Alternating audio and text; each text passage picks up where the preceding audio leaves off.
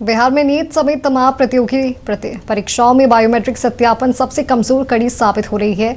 पिछले 3-4 महीने में आयोजित की गई करीब आधा दर्जन प्रतियोगी परीक्षाओं में हुई धांधली में यही पैटर्न निकलकर सामने आया है। बायोमेट्रिक कर्मियों की संलिप्तता से ही सॉल्वर गिरोह परीक्षा केंद्र के अंदर फर्जी परीक्षार्थियों को पहुंचा रहे हैं।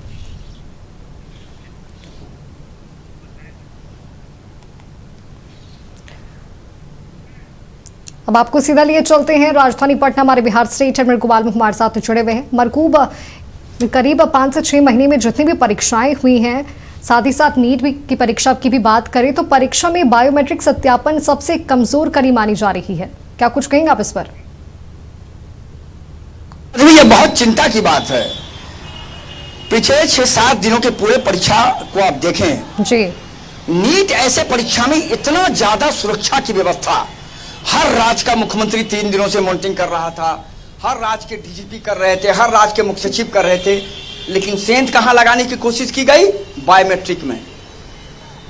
जो माफियाओं ने बायोमेट्रिक के लोगों को ही खरीद लिया।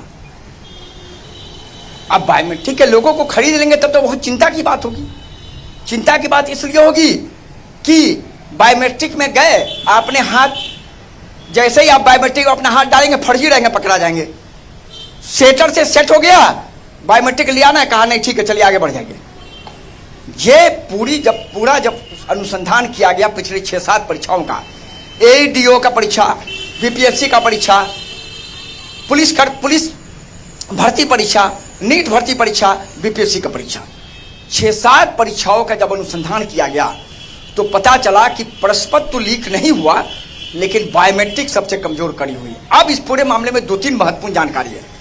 आर्थिक अपराध इकाई ने सभी परीक्षा लेने वाले आयोग को पत्र लिखकर कहा है कि बायोमेट्रिक के सिस्टम में सेंध न लगे, इसको लेकर के नए स्तर से तैयारी कीजिए। एक और जो अभियुक्त पूर्व से किसी भी परीक्षा में चिन्हित हैं या गिरफ्तार किए गए थे या फरार हैं, हर परीक्षा से पहले उन अभियुक्तों पर अब नजर रहेगी।